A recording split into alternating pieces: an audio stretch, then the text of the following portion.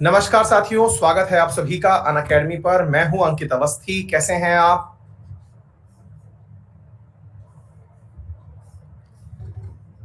Hopefully आप सभी लोग बहुत अच्छे होंगे, स्वस्थ होंगे, अपनों के साथ में सुरक्षित भी होंगे।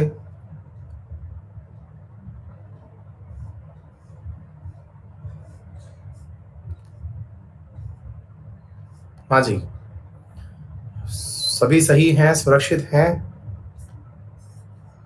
बहुत बढ़िया।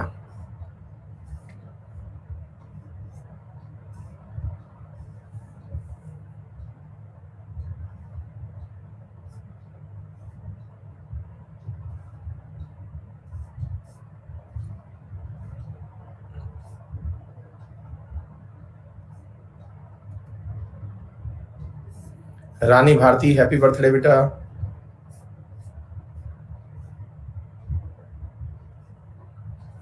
महबूब आलम, सही खींच रहे हो। अभिजीत, यार करवाने नहीं जाने दे रहे घर वाले।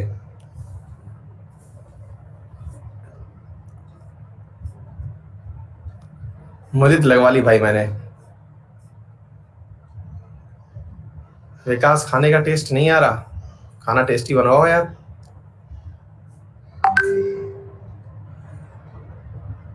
हाँ सुनील, थोड़ी देर में शुरू करेंगे। नमन, जीएसटी समझने में मजा आ गया। चलिए, बहुत ही अच्छी बात है। सुशांत, कहो तो देख लेते हैं, प्लानिंग कर लेते हैं। प्रशांत मंडल, थैंक यू सो मच बेटा, थैंक यू। शुभम देव, बहुत बढ़िया बेटा, थैंक यू।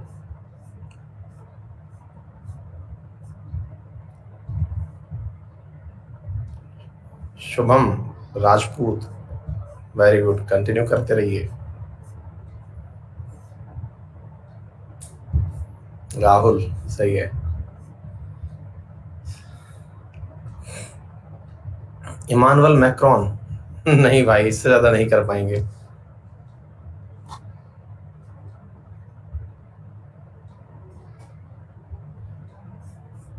बिल्कुल गौरव प्रभात, जल्दी ही मिलेंगे। डिप्लोमा के बाद बीटेक के अलावा कौन सा कोर्स करें ग्रेजुएशन के लिए? ग्रेजुएशन तो यार तुमको यूपीएससी की तैयारी करनी है तो ये वाला कर लो, सिंपल वाला, क्या दिक्कत है? यूपीएससी मैथ पूछता है क्या? हाँ बेटा, उसमें सीसेट वाले पोर्शन में आती है, लेकिन वो बहुत ही मतलब लॉजिकल मैथ के साथ हो जाती है, उसमें ज्यादा दिमाग नहीं लगाना पड़ता। मिडाइवल हिस्ट्री पर आएगी क्लास, बिल्कुल आएगी। जीएसटी समझ में आ गया, इसके लिए बहुत बढ़िया। यूथेनेशिया क्या है? वर्तिका, जो आदमी मरना चाहे और उसको इच्छा मृत्यु दे दी जाए। मरना चाहता है तो सरकार कहे कि आओ मैं मारता हूं, ऐसे करके। आप इतने अच्छे कैसे हो? ये 2-4 मैसेज मुझे मतलब स्क्रीनशॉट ले लेनी चाहिए, लोगों को दिखा दिया करूंगा। विशाल, बिल्कुल लगा सकते हैं आप कोविड वैक्सीन। चलिए, एग्जाम कब तक हो सकते हैं बेटा? जून के मिड तक डेट्स आना शुरू हो जाएंगी एग्जाम्स की। प्रियंका, बहुत बढ़िया बेटा। जून के मिड तक डेट्स आना शुरू हो जाएंगे एग्जाम की, है ना? क्योंकि तब तक सारी स्थितियां नॉर्मल हो जाएंगी, अगर सब कुछ ऐसे ही रहा तो। जय कुमार, बिल्कुल नहीं मिलता। इकोनॉमी पढ़ाएंगे खुशबू, बिल्कुल पढ़ाएंगे बेटा।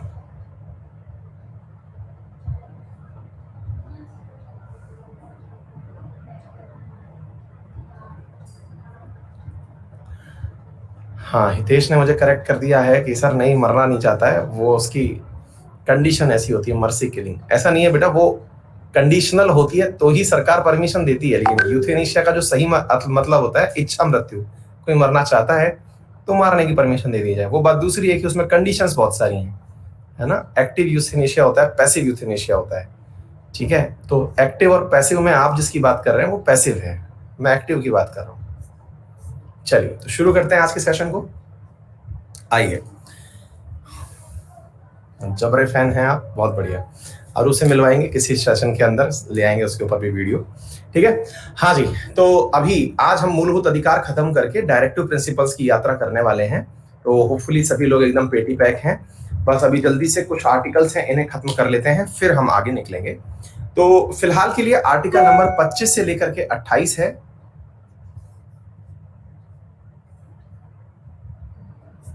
हाँ जी, आर्टिकल नंबर 25 से लेकर के 28 है, और 25 से लेकर 28 के अंदर freedom of conscience, free profession, practice and propagation of religion, ये सारे की सारे आर्टिकल एक सरल सी बात कहते हैं कि जिस प्रकार से आपको स्वतंत्रता का अधिकार दिया हुआ है, उसी प्रकार से धर्म की स्वतंत्रता का भी आपके पास अधिकार है। एकदम सरल रूप से हम इसको समझने का प्रयास करेंगे, ज्यादा इसके अंदर गंभीरता से उतरने की आवश्यकता नहीं है। सबसे पहला पॉइंट आर्टिकल नंबर 25 कहता है, और कई बुद्धिजीवी इस पॉइंट के ऊपर आर्गुमेंट भी करते हैं। हाँ भाई, अभी हाँ बिल्कुल शिवानी लाल, बिल्कुल मिलवाएंगे बच्चियों से, है ना, मैं किसी दिन वीडियो बना दूंगा उनके ऊपर। अभी फिलहाल के लिए आप सबसे निवेदन है कि जो विद्यार्थी क्लास में एनरोल हो चुके हैं, बैठ चुके हैं, कृपया करके 40 मिनट तक एकदम कमर बंद करके बैठे रहिए। कोई भी कमेंट मत करिए, क्योंकि मैं बहुत ज्यादा कमेंट्स के आंसर्स नहीं दे पाता हूं क्लास के चलते हुए। क्लास के लास्ट में मैं आपसे फिर से पूछ लूंगा अगर कोई भी जरूरी बात होगी तो, है ना। तो आप सबसे निवेदन है, आराम से 40 मिनट बैठ करके पढ़िए प्लीज, ठीक है। आप सुनिए साथियों, तो कह क्या रहा हूं मैं, आर्टिकल 25 नंबर कह रहा है कि भैया freedom of conscience and free profession, practice and propagation of religion, मतलब आपकी आत्मा चाहती है कि आप कौन सा धर्म का अभ्यास करें, कौन सा धर्म से युक्त आप पेशा अपनाएं, या उससे युक्त या उससे मुक्त पेशा अपनाएं, आप कौन सी प्रैक्टिस करें और उसका प्रचार करें। ये आपका इनर कॉल होना चाहिए, कोई आपको इस आधार पर मजबूर नहीं कर सकता। इस आर्टिकल को जब मूल अधिकार बना के दिया गया, तो यहां पर दो चीजें निकल करके आई, जो आज तक कई विधि निर्माता पूछते आए हैं भारत सरकार से और संविधान निर्माताओं से, कि जब आपने ये आर्टिकल लिख ही दिया था, तो फिर आपने प्रियम्बल के अंदर सेक्युलर वर्ड क्यों लिखा? क्योंकि सेक्युलर का होना भी यही कहता है। इंडिया जिस प्रकार से पॉजिटिव सेक्युलर कंट्री है, सकारात्मक रूप से मतलब सेक्युलर कंट्री है, ऐसी स्थिति में, सुमित पढ़ लो बेटा, है ना, तो ऐसी स्थिति में आपके लिए ये आवश्यकता क्या थी कि आपने आर्टिकल दे रखा है मूल अधिकार बना करके, लेकिन अलग से आपने प्रियम्बल में एक शब्द जोड़ दिया सेक्युलर। अब ये बात तो बिल्कुल सही है, अब अगर आपने ये शब्द जोड़ दिया है सेक्युलर, तो यहां पर बिल्कुल यही सवाल बनता है, ठीक है ना। अच्छा, अब यहां पर क्या हुआ, इसको ध्यान से समझने की कोशिश करिएगा, इधर थोड़ा सा दिमाग लगाइएगा। मैं बहुत ही इंपॉर्टेंट बात बता रहा हूं आपको कि भाई अगर ऐसी स्थिति में अगर आप लोग कहते हैं कि भारत सरकार को 1976 में, या भारतीय संविधान निर्माताओं को, संसद को 1976 में जाकर के ये होश क्यों आया कि हमें ये लाइन लिख देनी चाहिए, है ना। ऑलरेडी हमारे संविधान के अंदर ये लाइन तो दी हुई है, क्योंकि सेक्युलर होने का मतलब ही ये होता है कि आपके देश में जो भी व्यक्ति रह रहा है, वो अपने धर्म के अनुरूप जो भी कार्य करना चाहे उसे करने की इजाजत दी जाए। मेरे प्यारे साथियों, पॉइंट नंबर 1 तो सेक्युलरिज्म के ऊपर सवाल उठाने वाला है, तो मैं आपको इसका आंसर दे देता हूं। हमारी जो प्रियम्बल है, उसमें बहुत सारी बातें ऐसी लिखी हुई हैं जो कि आगे जाकर के या तो मूल अधिकार में या नीति निर्देशक तत्वों के अंदर प्रूव की गई हैं। प्रूव से मतलब हुआ, जब हमारे संविधान के अंदर लिखा गया है कि समानता की बात होगी, प्रियम्बल में लिखा हुआ है, तो मूल अधिकार में बकायदा समानता के ऊपर आर्टिकल्स दिए हुए हैं। इसलिए इस बात को पूछना कि सेक्युलर लिख करके सही किया या गलत किया, तो एक प्रकार से सही किया। क्यों किया? क्योंकि अल्टीमेटली आपने प्रियम्बल का जो वास्तविक अर्थ है, वास्तविक अर्थ क्या है कि प्रियम्बल जो है वो संविधान का ही हिस्सा है और संविधान का वो दर्शन है। यानी कि कोई अगर आपका संविधान जानना चाहे तो उसे केवल प्रियम्बल पढ़ लेना चाहिए, उसे बाकी अंदर तक की यात्रा करने की आवश्यकता नहीं है। इसलिए बहुत ज्यादा जरूरी था कि हमारे प्रियम्बल में जिस प्रकार के मूल अधिकार हमने दिए हुए हैं, उस तरह के शब्द प्रियम्बल में भी हों, क्योंकि दुनिया इस आधार पर अपने आप को बांट रही थी कि हम धार्मिक देश हैं, हम मुस्लिम राष्ट्र हैं, हम बौद्धिक राष्ट्र हैं, बुद्ध के राष्ट्र हैं, हम ईसाईयत मानने वाले राष्ट्र हैं। इंडिया ने कहा कि हम धर्मनिरपेक्ष हैं और हमने इस कार्य के लिए विशेष रूप से मूल अधिकार भी दिए हुए हैं। इसलिए हमने मूल अधिकार दिए हैं, उन्हें तो आप पढ़ने शायद ही जाएं। अगर हम प्रियम्बल में ही इस लाइन को लिख देंगे तो आप शायद समझ जाएंगे कि हम किस प्रकार के देश हैं। हम साथियों सेक्युलर प्रकार के देश हैं, ठीक है ना।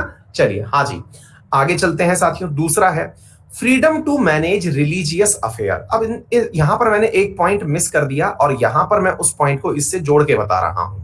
साथियों, आजकल आप लोगों ने एक न्यूज, मैंने भी करंट में बहुत पढ़ाई है, आपने भी पढ़ी होगी, हमने एक न्यूज बहुत पढ़ी है।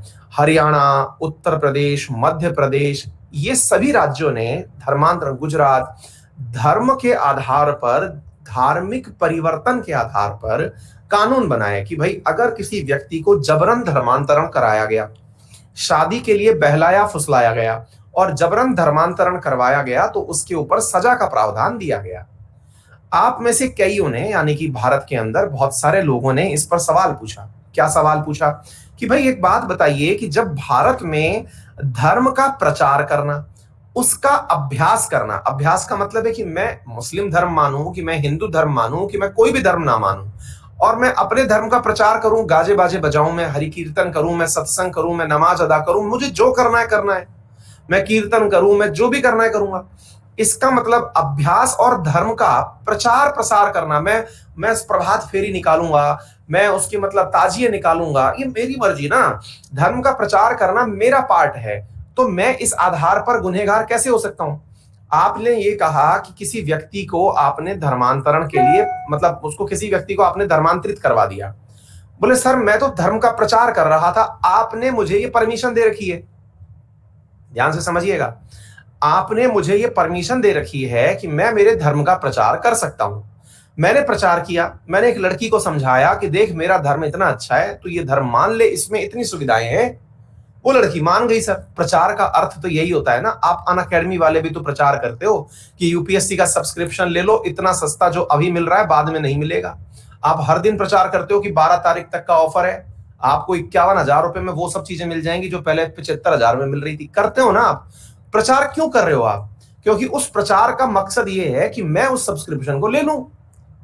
तो भाई आपने कहा कि प्रचार कर सकते हो, तो मैंने प्रचार किया, मैंने लड़की को समझाया कि भाई देख मेरा धर्म अच्छा है, वो लड़की मान गई। अब इसमें क्या दिक्कत है? पॉइंट है भाई, पॉइंट है। और यही बात सुप्रीम कोर्ट में गई कि जब मेरे पास में धर्म, भाई कोई भी प्रचार हो। आज एक बात बताओ कि अगर कोई भी कंपनी अपना प्रचार करे, मैं अक्सर अनअकैडमी का उदाहरण इसलिए लेता हूं क्योंकि आप दिन भर इसका प्रचार सुनते रहते हैं। कोई भी कंपनी अपना प्रचार इसलिए कर रही होती है ताकि लोग उसे अपनाएं। आप मुझे ये कह रहे हो कि धर्म का प्रचार जो है वो गलत है? नहीं साहब, मेरा मूल अधिकार है धर्म का प्रचार करना। फिर जब ये मेरा मूल अधिकार है तो आप ऐसा कानून कैसे बना सकते हैं? अर्थात ये जितने भी राज्यों ने कानून बनाए, सुप्रीम कोर्ट में ये जाके टिकेंगे नहीं। सुप्रीम कोर्ट में जाकर के ये टिकेंगे नहीं। अब यहां पर ध्यान से सुनने की आवश्यकता है। क्या? जितने भी कानून बनाए गए हैं उनमें एक शब्द जोड़ दिया गया। क्या? कि आपका जो धर्म है ना, उसका प्रचार ये आपका मूल अधिकार है, लेकिन धर्म का अपनाना ये अंतरात्मा की स्वतंत्रता है, यानी इनर कॉन्शियस की फ्रीडम है। आपने प्रचार किया। अब यही चीज मैं आप लोगों से कई बार बोलता भी हूं। कई बार आप में से कुछ लोग कहते हैं कि सर आपका सब्सक्रिप्शन लिया, कई लोग मेरी क्लास में चले आते हैं, तो मैं उनको क्यों डांटता हूं? कई लोग क्लास में घुसे आते हैं और घुस के फिर कुछ ना कुछ टिप्पणी इस प्रकार की, हालांकि वो मतलब वंस अपॉन ए, मतलब एक प्रकार once in a blue moon आते हैं, मतलब 100 में से कोई एक दिन क्रिएचर चला आता है जो कह देता है सर ये तो हमारे कोर्स में थोड़ी आएगा, है ना। कुछ लोग ऐसे आ जाते हैं। मैं उनको क्या कह के भेजता हूँ कि भाई तेरे घर थोड़ी गया था कि तू मेरा कोर्स ले ले, है। मैं तो प्रचार कर रहा था सबके लिए, तूने क्यों ले लिया? और मैं तो उस समय भी बोल रहा था कि मैं तो फाउंडेशन बैच पढ़ाऊंगा, तू चला आया, अब तेरी गलती है इसमें यार। अर्थात मैं धर्म का प्रचार कर रहा था, ये मेरा मूल अधिकार था। मैं अनअकैडमी का प्रचार कर रहा था, ये मेरी नौकरी है। भाई मेरे को इसी चीज के पैसे दे रही है अनअकैडमी, तो मैं प्रचार कर रहा था, ये मेरा मूल अधिकार था। मेरा, तुम्हारा मूल अधिकार कहता है कि तुम अपनी अंतरात्मा की आवाज सुनो। तुम्हारा इनर कॉन्शियंस क्या कहता है? तुम्हारा इनर कॉन्शियंस क्या कहता है? क्या तुम्हारा इनर कॉन्शियंस ये कहता है कि मुझे ये धर्म अपना लेना चाहिए? तो अपनाओ। तुम्हें कहने में लगता है कि भाई इतनी सारी कोचिंगें चल रही हैं, तुम्हें किसी एक का कोर्स परचेज करना है, करो, ये तुम्हारे ऊपर है ना यार। प्रचार तो सभी कर रहे हैं, मैं अकेला थोड़ी कर रहा हूं। क्या आपको मेरी बात समझ में आ रही है? क्या आपको मेरी बात समझ में आ रही है?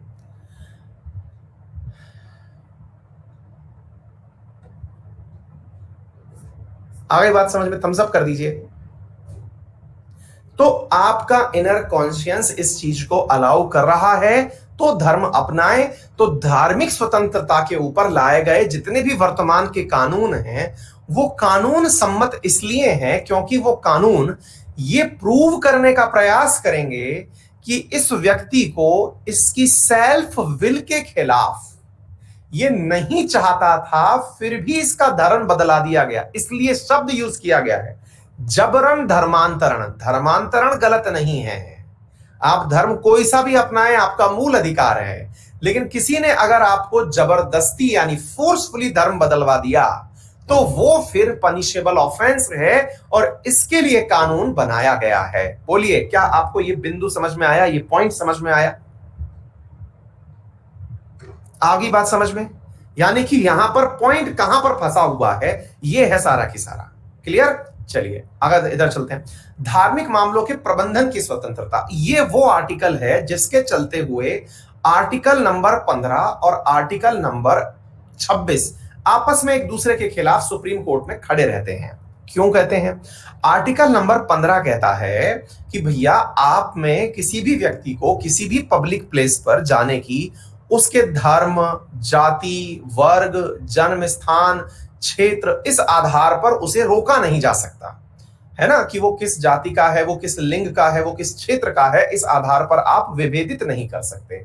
वहीं पर आप हाजी अली दरगाह हो या सबरीमाला मंदिर, उन जगह पर आप ये कहते हैं कि महिलाओं का प्रवेश निषेध है। तो जब महिलाओं का प्रवेश निषेध है तो फिर ये कैसा मेरा मूल अधिकार हुआ कि आप मुझे जाने नहीं दे रहे?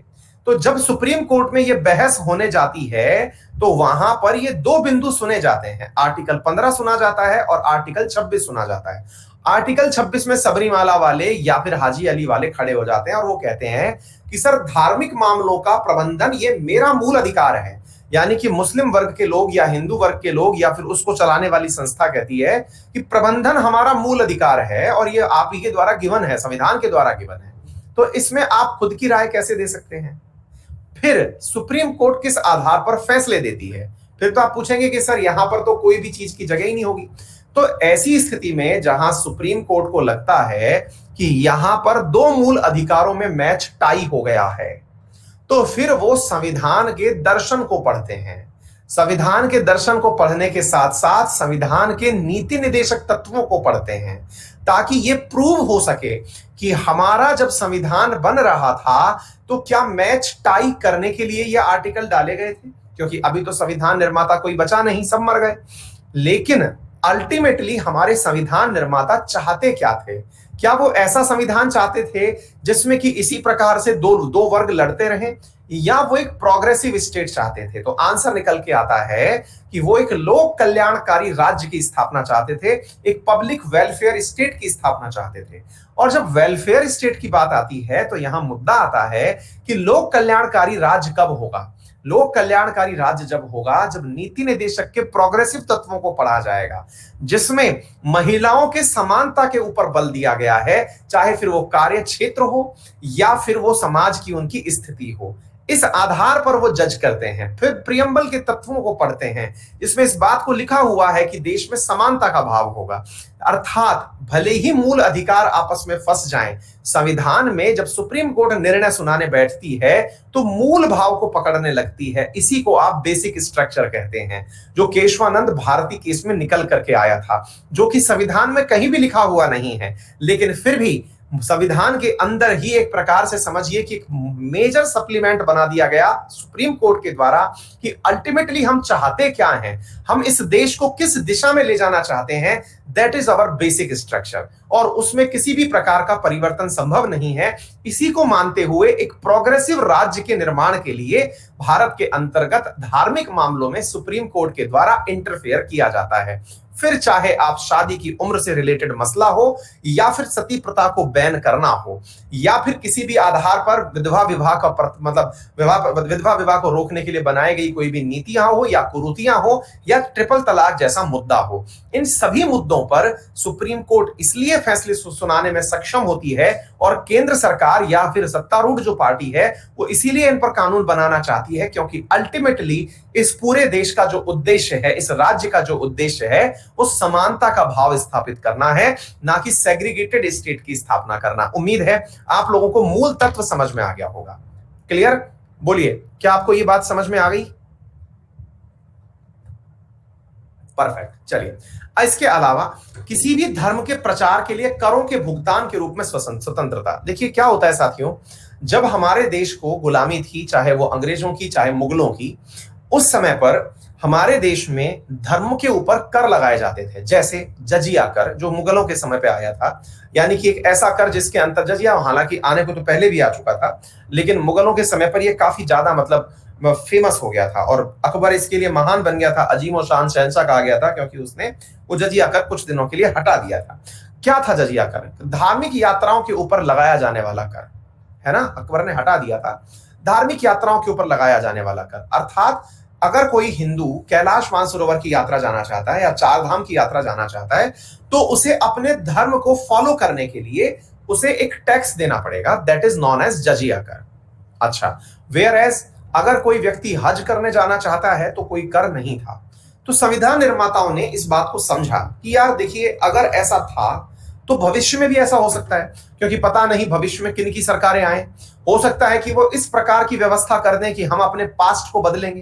क्योंकि आपको याद होगा कि दयानंद सरस्वती जो हैं, उनका तो मूल तत्व ही था कि पाश्चात्य उसकी तरफ लौटो, वेदों की तरफ लौटो। तो वेदों की तरफ लौटो तो क्या पता बहुत सारे देश, मतलब देश के अंदर ऐसे क्रांतिकारी युग पुरुष आ जाएं जो कह दें कि नहीं, हमें ये सब पलटना है, हमें हिसाब बराबर करना है। हिसाब बराबर के चलते पता चले कि देश के अंदर मेजॉरिटी में वर्तमान में हिंदू हैं, तो चलिए अब मुस्लिमों पर कर लगा देते हैं, हज यात्रा पर कर लगा देते हैं, अगर कोई क्रूसेड्स पर जा रहा है तो वहां कर लगा देते हैं, कोई अगर वहां पर करतारपुर कॉरिडोर के माध्यम से पाकिस्तान जा रहा है तो कर लगा देते हैं। तो ये तो स्थिति बिगड़ सकती थी। ऐसी स्थिति से निपटने के लिए संविधान निर्माताओं ने पहले ही दिमाग लगा दिया, और क्या लगाया कि भैया बात ऐसी है कि आने वाले टाइम पर किसी से भी धार्मिक यात्रा पर कोई टैक्स नहीं लिया जाएगा। आ गई बात समझ में? धर्म के प्रचार के लिए करों के भुगतान पर स्वतंत्रता। अगर कोई व्यक्ति ये कहता है कि साहब इस व्यक्ति ने मुझसे वहां जाने के लिए टैक्स वसूला, टैक्स वसूला मतलब मुझसे ये कहा कि भाई चल तेरे को अगर जाना है तो इतना पैसा देके जाएगा तो ही जाएगा, अभी जो लगता है वो किराया है, कर नहीं है, यानी कि उस यात्रा के अंदर आने वाला भार है, क्योंकि सरकार मुफ्त में यात्रा नहीं कर पाएगी। क्या आपको मेरी बात समझ में आ रही है? अपनी जिंदगी में पहली बार इतनी कोशिश के बाद आपकी लाइव क्लास देख पा रहा हूं। खुश भैया, ऐसा भी क्या मतलब मेरी क्लास में इतनी हर्डल थी आपको आने में यार? मतलब बहुत आसान सी बात है, क्लास में लाइव चलाओ, क्लास पढ़ लो। मतलब इतना भारी भरकम शब्द दे दिया तुमने यार इसको। हाँ जी, क्लियर। आर्टिकल 27 के बाद 28 पर चलते हैं। आर्टिकल 28 कहता है freedom as to attendance at religious instructions और religious worships in certain educational institutions. मतलब क्या हुआ? मान लीजिएगा कि आप एक ऐसी संस्थान में पढ़ रहे हैं, मान लीजिए कि मैं सिंपल सी बात बताता हूं, आप किसी सरकारी स्कूल में पढ़ रहे हैं, आपसे वहां पर एक प्रेयर बुलवाई जाती है, उस प्रेयर में आपसे कुछ धार्मिक शब्द बुलवाए जाते हैं, और आपको लगता है कि नहीं, मूर्ति पूजा करना या किसी की पूजा में तारीफ करना, स्पेशली पूजा करना, मेरे धर्म के अकॉर्डिंग धर्म सम्मत नहीं है ना, धर्म सम्मत नहीं है। तो ऐसी स्थिति में आप अगर चाहें तो ऐसे पब्लिकली यानी सरकार के द्वारा सार्वजनिक फंड से चल रही संस्थानों में जबरन किसी धर्म की प्रशंसा करने के लिए बाधित नहीं है, बाध्य नहीं है। आप छोड़ सकते हैं, वहां से हट सकते हैं, आप बोल सकते हैं कि मैं इस रिलीजियस इंस्ट्रूमेंट को अपनाना नहीं चाहता। फिर आप पूछेंगे सर, जब मिशनरीज स्कूल में हम जाते हैं तो मिशनरीज स्कूल के अंदर तो वो वही फादर और मदर सब बुलवाते हैं, फादर सिस्टर सब बुलवाते हैं, और प्रॉपर तरीके से तो वो तो पूरा की पूरा वही सब जिंगल बेल गवाते हैं। फिर क्या करें? बेटा वो अगले आर्टिकल में आने वाले हैं, वो किसी पर्टिकुलर कल्चर को बचाने के लिए स्थापित की गई स्कूलें हैं, इसीलिए उनको मिशनरी स्कूल बोला गया है। यानी वो अपने कल्चर को सेव करने के लिए बनी हुई हैं, जिसमें उन्होंने जो फंड लिया है वो आपसे नहीं लिया, वो आपसे फंड नहीं ले चुके, यानी सरकार से फंड नहीं लिया। तो ऐसी स्थिति में जब फंड नहीं लिया तो आप उसके अधिकारी नहीं हैं, क्योंकि वो सार्वजनिक फंड से नहीं चल रहा है।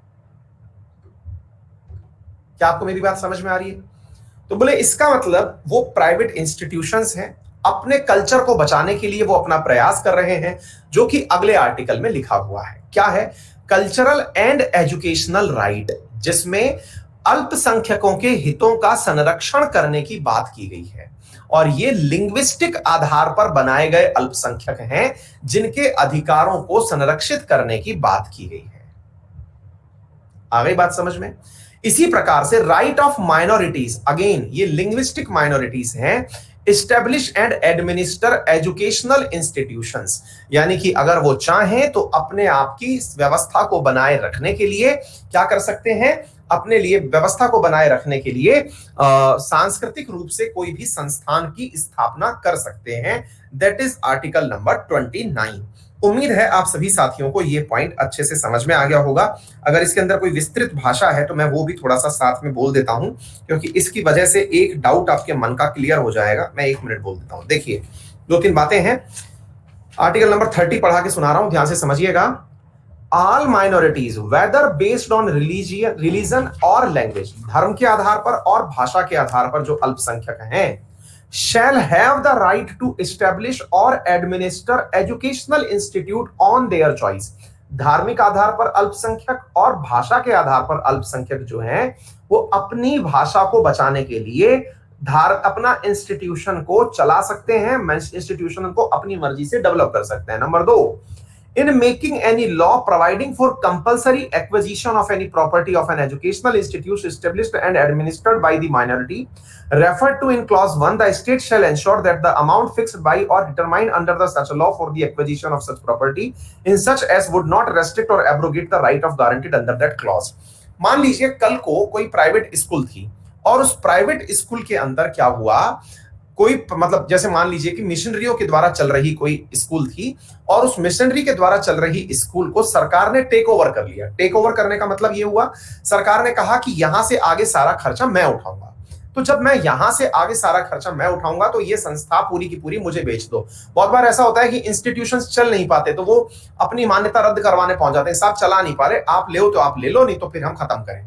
तो ऐसी स्थिति में मेरे प्यारे साथियों, ये स्थिति ध्यान में अगर आए तो भी सरकार के लिए गाइडेंस लिखी हुई है कि आप ध्यान ये रखें कि उनके हितों का संरक्षण रहे। ऐसा नहीं है कि पैसे में आपने खरीद लिए तो उनके हित भी खरीद लिए, ऐसा आप नहीं कर सकते। Number next, the state shall not in granting aid to educational institutions discriminate against any educational institution on the ground that it is under the management of minority whether based on religion और language. साथियों ध्यान से सुनना, ये वो article है, article number 30, जिसके चलते हाल ही में असम के मदरसों में, आपको यदि मालूम हो तो असम सरकार ने हाल ही में ऑर्डर दिए थे मदरसे बंद करने के। अगर आपको याद हो कि मदरसे बंद किए जाएंगे, याद है अभी अपन ने कुछ दिन पहले पढ़ाया भी था, करंट में पढ़ाया था।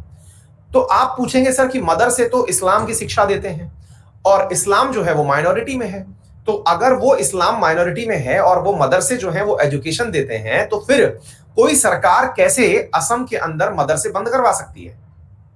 ये बात तो पॉइंट है। तो ऐसी स्थिति में आप उस न्यूज को अधूरा सुने, उसमें दूसरा लाइन भी ऐड किया गया, ना केवल मदरसे बल्कि संस्कृत स्कूल भी बंद करवाई जाएंगी और उन सबके अंदर जो आधुनिक यानी मॉडर्न एजुकेशन सिस्टम है वो चलाया जाएगा। इसका मतलब क्या हुआ? वहां पर समानता स्थापित करने का प्रयास कर दिया, यानी कि आप एजुकेशनल इंस्टीट्यूशंस में जो बर्ताव कर रहे हैं, फिर चाहे वो भाषा के आधार पर लिंग्विस्टिक के साथ किया हो या धर्म के आधार पर माइनॉरिटी के साथ किया हो, आप उनमें समानता का अधिकार लाएंगे। यानी कि ये अधिकार एक प्रकार से प्रोग्रेसिव स्टेट के लिए लाए जा सकते हैं। ये सारी चीजें वो हैं जिनके ऊपर सुप्रीम कोर्ट में डिबेट की जा सकती है।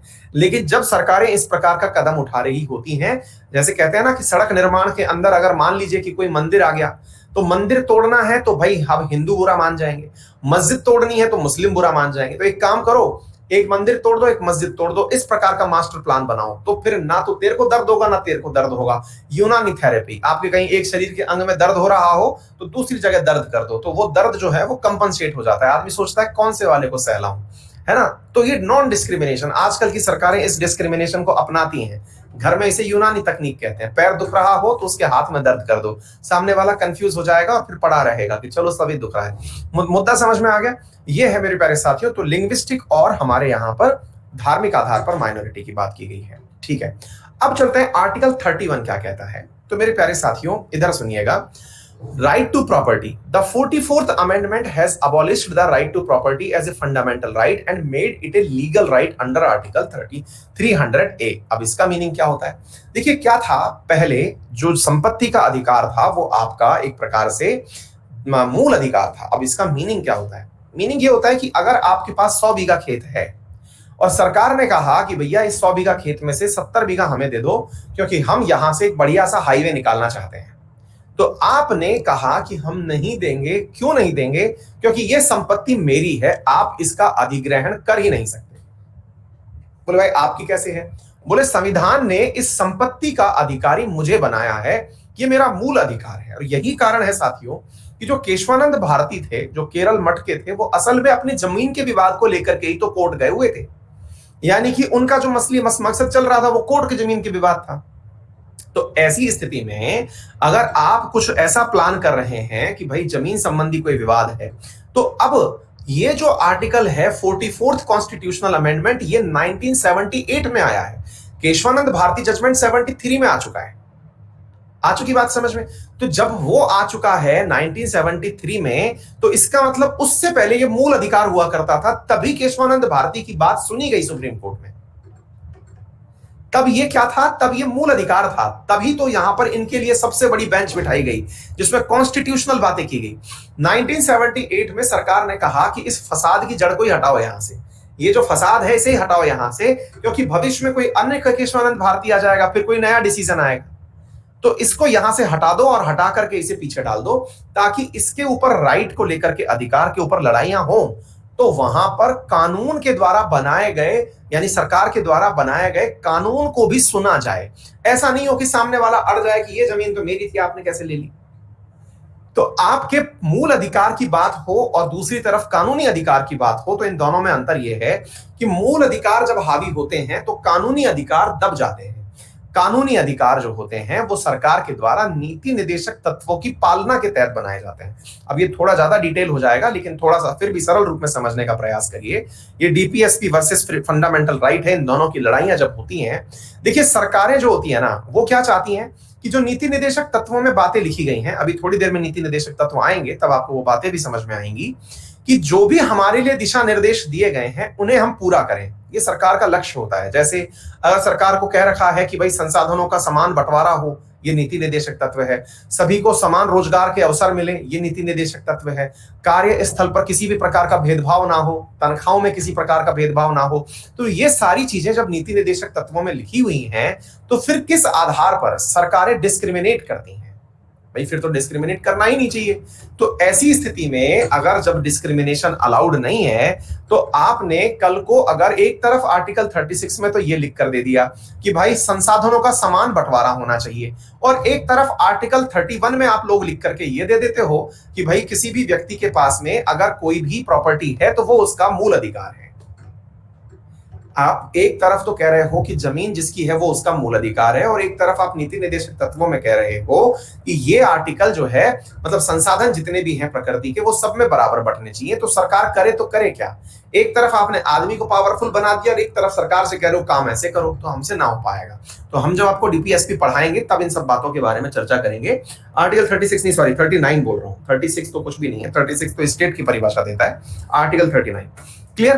तो मुद्दा क्या है? तो मुद्दा ये है मेरे प्यारे साथियों कि ऐसी फसाद, ये आगे जब आएगा तब एक बार और समझाऊंगा, क्योंकि मैं जब डीपीएसपी शुरू करूंगा तो इन दोनों के बीच के अंतर को भी समझाऊंगा। फिलहाल के लिए आप ये समझ लीजिए कि कानूनी अधिकार बना दिया। अब कानूनी अधिकार का मीनिंग क्या होता है वो भी समझ लीजिए। इसका मीनिंग होता है कि अगर मान लीजिए कि केंद्र सरकार ने अपने किसी भी बात को मनाने के लिए कोई कानून बनाया, तो फिर वो कानून सर्वोपरि होगा, ना कि आपका अधिकार। तो बोले फिर तो क्या मतलब हुआ? अरे क्यों नहीं हुआ भाई? अगर मैंने आपको कह दिया कि कानूनी रूप से इस जमीन के वारिस आप हैं, तो आप इसकी लड़ाई तब तक लड़ सकते हैं जब तक सरकार कानून के माध्यम से ही आपकी वो जमीन ना छीन ले। फिर से समझिए, मान लो कि मैं जिस घर में आज रह रहा हूं, इस घर के अंदर मैं कानूनी रूप से रहता हूं, क्योंकि सरकार ने मुझे यहां रहने का पट्टा दिया है, मुझे पहचान दी है, मुझे घर के अंदर रजिस्ट्री मिली है, मुझे सब कुछ है। अब मैं इस घर में रह रहा हूं, इस घर में रहता हूं, कल को कोई और आता है, जबरन मेरे को घर में से भगाने का प्रयास करता है, वो कहता है भैया निकलो यहां से। हमने कहा भाई क्यों? बोले ये जगह मेरी है। मैं उससे पूछूंगा भाई जब मैं इस जगह में रह रहा हूं, मेरे पास इस जगह के कानूनी रूप से दस्तावेज हैं, कानूनी दस्तावेज हैं, तो तू मुझे कैसे निकाल सकता है? बोले चलो कोर्ट चलते हैं। मैं कोर्ट गया, उस व्यक्ति ने कहा साहब मैं रहना चाहता हूं उस जगह पर, ये रह रहा है। और उस आदमी से कोर्ट ने पूछा भाई तू वहां क्यों रहना चाहता है? बोले सर जबरदस्त घर है, मैं रहना चाहता हूं, मेरा मन कर रहा है, मैं इस देश का नागरिक हूं। तो सरकार ने मुझसे पूछा कि हाँ भाई अंकित अवस्थी तुम किस अधिकार से रह रहे हो यहाँ पे? मैंने कहा सर मैं कानूनी अधिकार से रह रहा हूं, सरकार के कानून के तहत मुझे ये जगह मिली हुई है तो मैं रह रहा हूं। तो फिर कोर्ट क्या फैसला करेगी? कोर्ट कहेगी चूंकि कानूनी रूप से ये घर अंकित अवस्थी का है, इसलिए अंकित अवस्थी ही यहाँ रहेंगे और तुम यहां से निकल लो, ज्यादा 3-2-5 किया तो अंदर डाल देंगे। अच्छा, अब अगले दिन होती है, एक अगला दिन आता है, एक अगला केस आता है। अगला केस क्या है? मैं मेरे घर में रह रहा हूं, अब अचानक साहब सरकार का नोटिस आता है, सरकार मेरे घर के बाहर नोटिस लगा देती है कि इस जगह से होकर के 4 लेन हाईवे गुजरेगा। अंकित अवस्थी से कहा जाता है कि वो इस घर को छोड़ दें। अब साहब मैं पहुंचा कोर्ट में, मैंने कहा सर मैं कानूनी रूप से अधिकारी हूं इस जगह का, मैं कानूनी रूप से अधिकारी हूं इस जगह का, तो मुझे घर से छोड़ने का आप क्यों कह सकते हो? तो कोर्ट कहेगी बेटा समझे नहीं तुम। बोले नहीं, कानूनी रूप से। कानून कौन बनाता है? सरकार बनाती है। सरकार ने अब नया कानून दे दिया है और वो कानून ये है कि ये जगह अब सरकार की होगी, तुम्हें हटना पड़ेगा। फिर आप पूछोगे तो सरकार ने मेरी जगह छीन ली, ये कोई कानून बना सकती है कि? हाँ बेटा बना सकती है, क्योंकि तुमने ही उसे अधिकृत करके संसद में भेजा था कि वो कानून बनाए, वो बना रही है। यही तो कारण है कि इतने सारे किसानों की जो जमीनें अधिग्रहित की जाती हैं, ऐसा थोड़ी है कि वो जमीन किसानों से बिलोंग नहीं करती या कागजों में किसान का नाम नहीं लिखा है, लिखा है, लेकिन फिर भी उससे जमीन ली जा रही है। क्यों? सरकार कानून बना चुकी है। तो संपत्ति अब एक कानूनी अधिकार है जो कानून के माध्यम से वसूली जा सकती है। पहले तक जब ये मूल अधिकार हुआ करता था, यानी 1978 तक, अगर सरकार मुझसे मेरी जमीन मांगने आती और कहती कि मैंने कानून बनाया है, मैंने कहा चल सुप्रीम कोर्ट में देखेंगे तेरे को सीधा, या नहीं सुप्रीम कोर्ट चल, सुप्रीम कोर्ट में मैं अपनी जमीन नहीं दे सकता, मैं ये कहना चाहता हूं क्योंकि ये मेरा मूल अधिकार है, मैं छोड़ नहीं सकता। अरे बोलिए, क्या आपको मेरी बात समझ में आ गई? बहुत बड़ी बात है ये, बहुतों के ऊपर से निकल जाती है। पढ़ तो सब लेते हैं कानूनी अधिकार है, समझ में किसी के नहीं आता। पढ़ तो सब लेते हैं कि सर इसको मूल अधिकार से बदल करके कानूनी अधिकार बना दिया है, मीनिंग क्या होता है ये सबके ऊपर से जाता है। आ गई बात समझ में? चलिए आर्टिकल नंबर 32 पर चलते हैं। आर्टिकल नंबर 32 के अंदर मेरे प्यारे साथियों 5 प्रकार की रिट्स दी गई हैं और ये रिट्स आप लोगों को समझनी बहुत ज्यादा जरूरी है। कौन कौन सी 5 रिट है मेरे प्यारे साथियों? इन 5 रिटों का महत्व अगर आप लोग नहीं समझेंगे तो ये समझिएगा कि आपने मूल अधिकार ही नहीं समझे। अच्छा, तो कौन कौन सी ये रिट हैं? आइए मैं अब आपके सामने एक एक करके सारी रिटों की चर्चा करता हूं। एक बार के लिए यहां से मैं प्रॉपर तरीके का वो एक्सप्लेनेशन निकाल लेता हूं, फिर मैं आपको बताता हूं, क्योंकि इसमें केवल आपके लिए नाम दिए हुए हैं।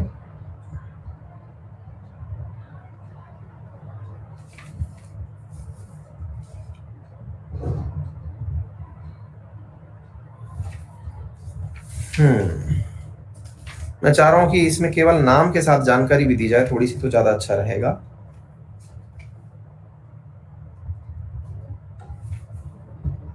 होल्ड करिए 1 मिनट, मैं आपको एक कंटेंट देता हूं, ताकि इसमें क्या केवल नाम लिख करके दे दिए हैं, हमारी टीम ने इसके अंदर डिटेलिंग नहीं दे रखी है। होल्ड करिए, होल्ड प्लीज।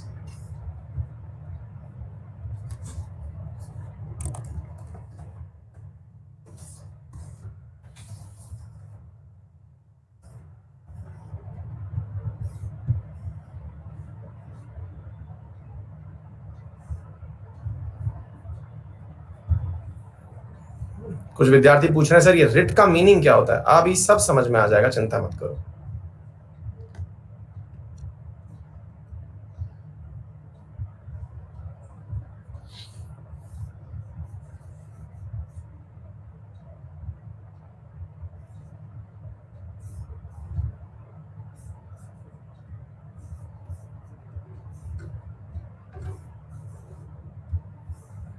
अरशद लिख रहे हैं कि 2 साल से पढ़ रहे हैं, आज जाके समझ में आया कि उसका आर्टिकल 31 होता क्या है ना?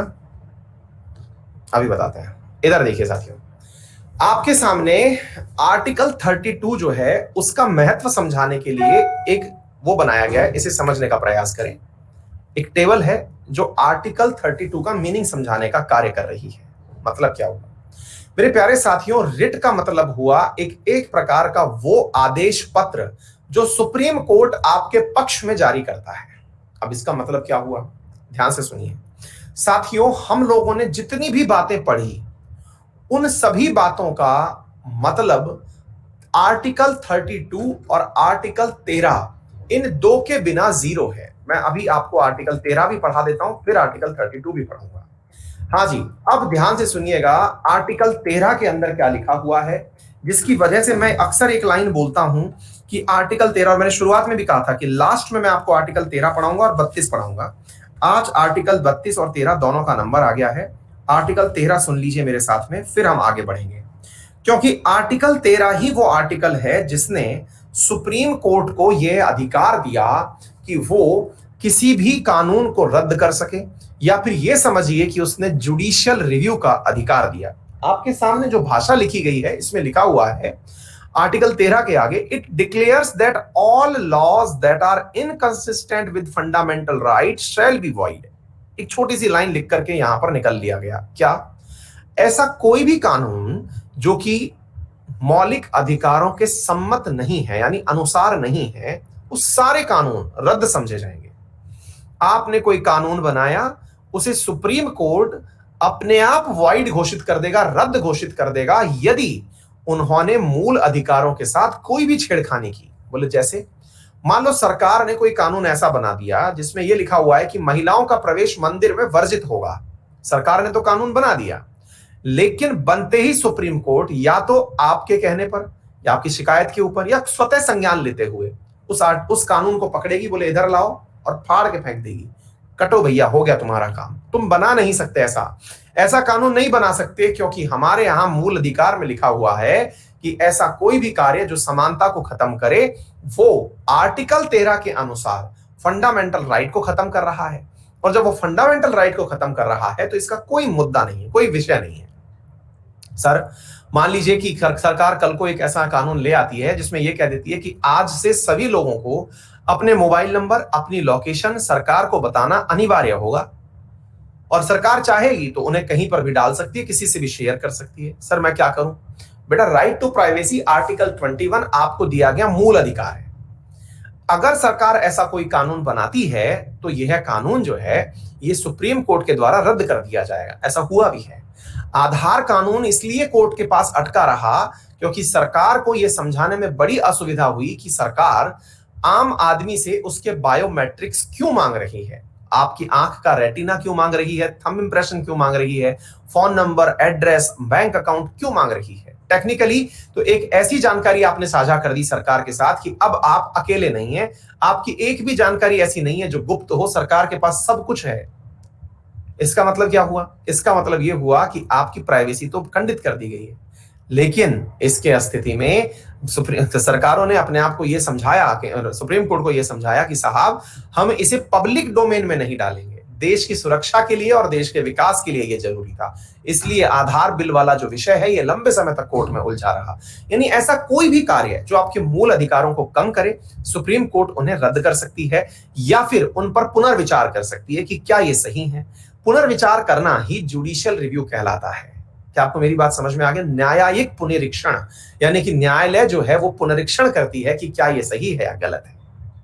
आ गई बात समझ में? अच्छा, फिर आप पूछेंगे कि सर एक बात बताइए, आर्टिकल 32 क्या कहता है? मैंने कहा आर्टिकल 32, आर्टिकल 13 ने तो बहुत सारे आर्टिकल समेट लिए कि सुप्रीम कोर्ट सटासट कानून हटाए जा रही थी, लेकिन आर्टिकल 32 ने भी बहुत सारे काम किए। कैसे काम किए? समटाइम्स ऐसा होता है कि मान लीजिए आर्टिकल 22 के अंतर्गत यह लिखा हुआ है कि आपको 24 घंटे के अंतर्गत कोर्ट के सामने पेश करना होगा। आर्टिकल बच्चों बहुत तेज आंधी आई है, आप एक मिनट होल्ड करें प्लीज, है ना, एक मिनट होल्ड करें।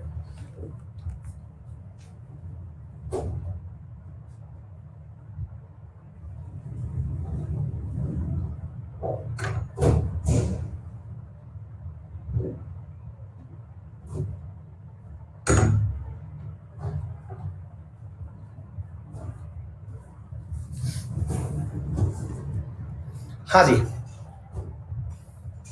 तो अब क्या हुआ, आर्टिकल 32 के तहत क्या किया गया, मान लीजिए कि आपको किसी ने 22 के तहत ये लिखा हुआ है कि 24 घंटे के अंदर जो है वो आपको कोर्ट के सामने प्रस्तुत किया जाएगा, लेकिन 24 घंटे के अंदर कोर्ट में प्रस्तुत ही नहीं किया गया और पुलिस वालों ने 24 घंटे की जगह 48 घंटे आपको डाल लिया और आप डले हुए हैं।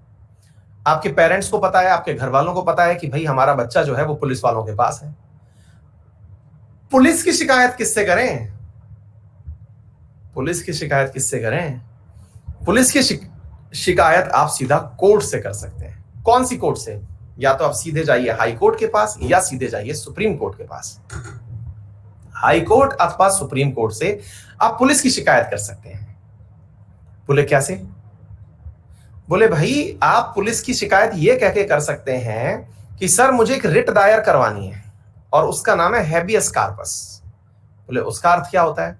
सुप्रीम कोर्ट अथवा हाई कोर्ट महोदय, मैं आपसे निवेदन करता हूं कि मेरे घर का एक बालक जो है वो मिसिंग है, तो मैं ये चाहता हूं कि मेरे बालक को वापस मेरे सामने प्रस्तुत करवाया जाए, मेरा बालक खो गया है।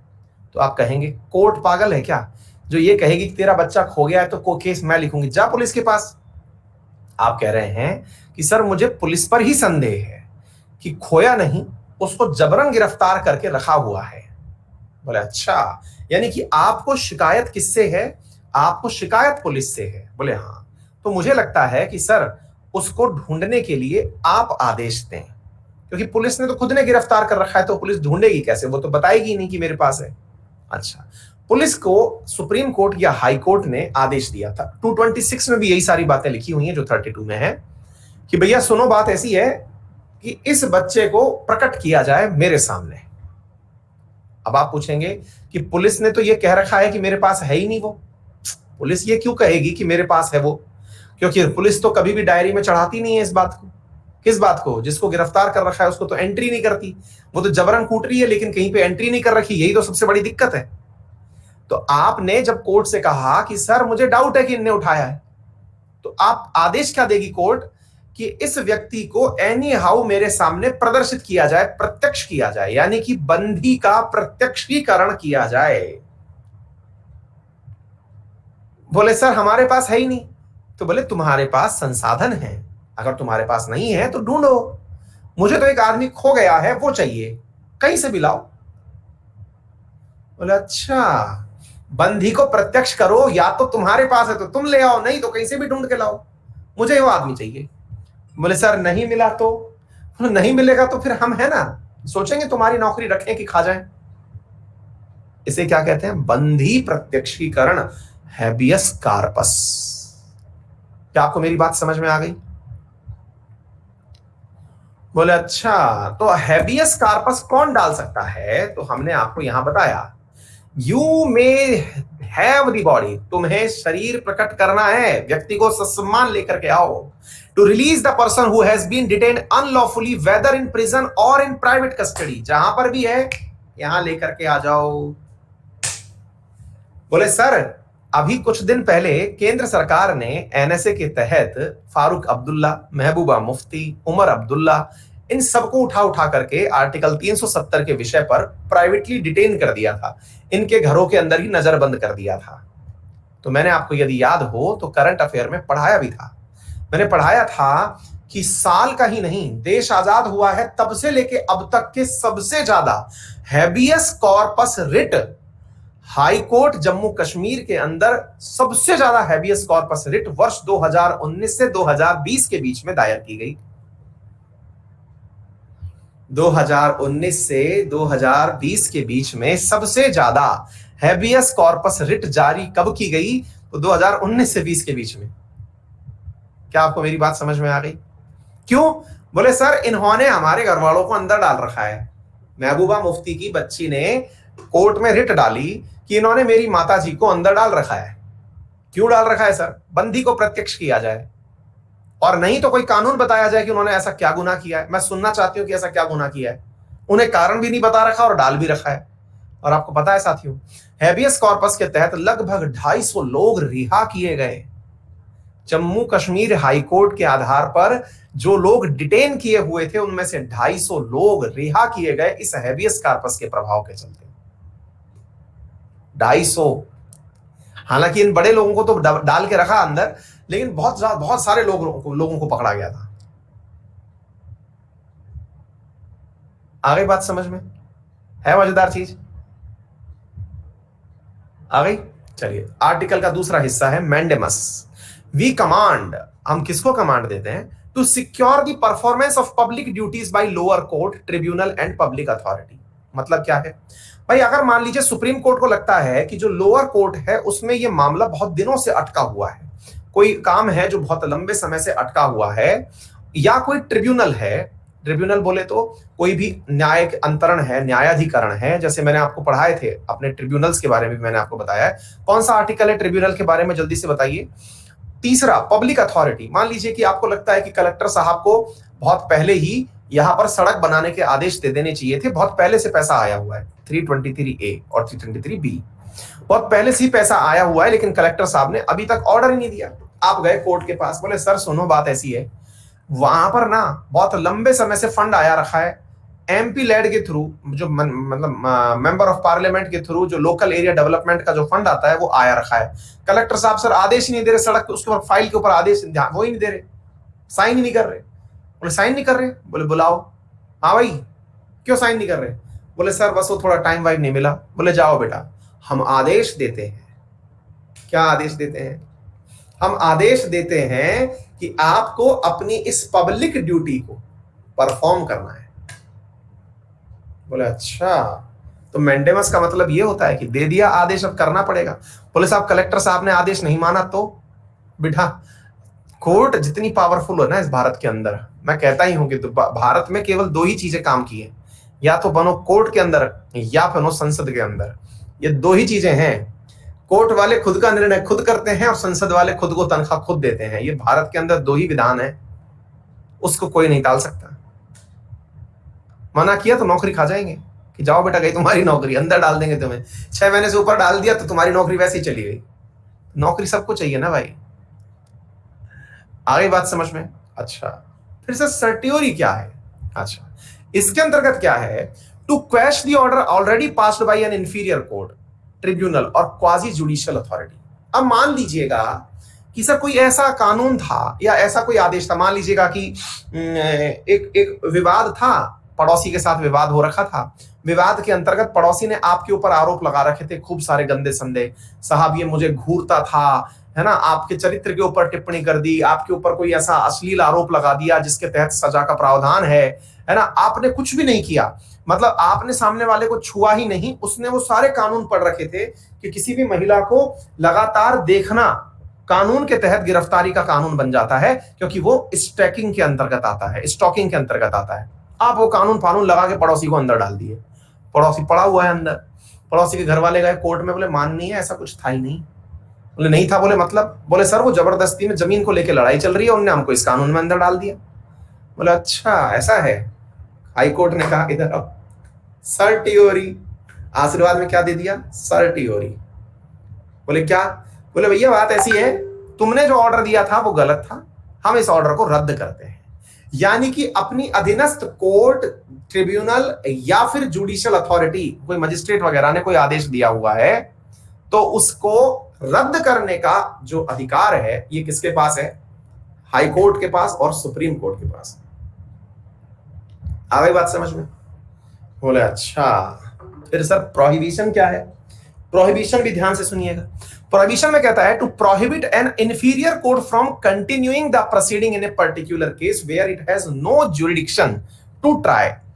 क्या होता है ना साथियों, मान लीजिए केशवानंद भारती वाला मामला जो है वो किसी अलवर की कोर्ट में चला गया, अलवर की डीजे कोर्ट के अंदर चला गया। कौन सी चीज? अलवर की डिस्ट्रिक्ट कोर्ट के अंदर चला गया, डिस्ट्रिक्ट जज के पास चला गया केशवानंद भारती वाला मामला। और साहब डिस्ट्रिक्ट कोर्ट वाले जो जज साहब हैं, डीजे साहब जो हैं, वो बैठे हुए हैं और वो पूरा की पूरा ये पीएम बख्शी लेके बैठे हुए हैं, संविधान की पुस्तक को पलट रहे हैं। हाँ हाँ हाँ, बात तो तुम भी सही कह रहे हो, तुम्हारे मूल अधिकार के हिसाब से संपत्ति का मूल अधिकार तुम्हारा है। हाँ भाई तुम्हारा बताओ सरकार वालों, तुम्हारा क्या है? और सर आर्टिकल 39 के हिसाब से ये जमीन हमारी है, हमें इस पर कानून बनाना है, हमें जमीन का। अच्छा, हाँ यार, ये कानून तो ये कहता है। यानी कि ये बात तो संविधान का है, यानी कि ये क्वेश्चन तो संविधान का है, कॉन्स्टिट्यूशनल प्रश्न है।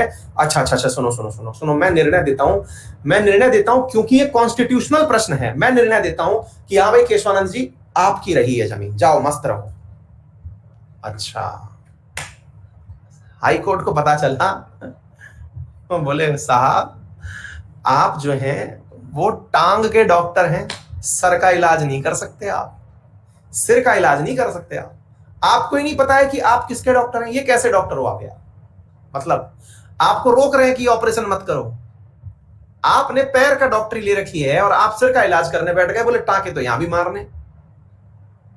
बोले अर्थात मतलब अगर कॉन्स्टिट्यूशनल प्रश्न अराइज हो गया तो वो आपका ज्यूरिडिक्शन ही नहीं है, आपकी ज्यूरिडिक्शन में ये चीज आती नहीं है। ये ज्यूरिडिक्शन क्या होती है ये मैं पढ़ाऊंगा जब हाई कोर्ट और सुप्रीम कोर्ट पढ़ाऊंगा। हाई कोर्ट और सुप्रीम कोर्ट की कुछ ओरिजिनल ज्यूरिडिक्शन होती है, कुछ अपीलेट ज्यूरिडिक्शन होती है।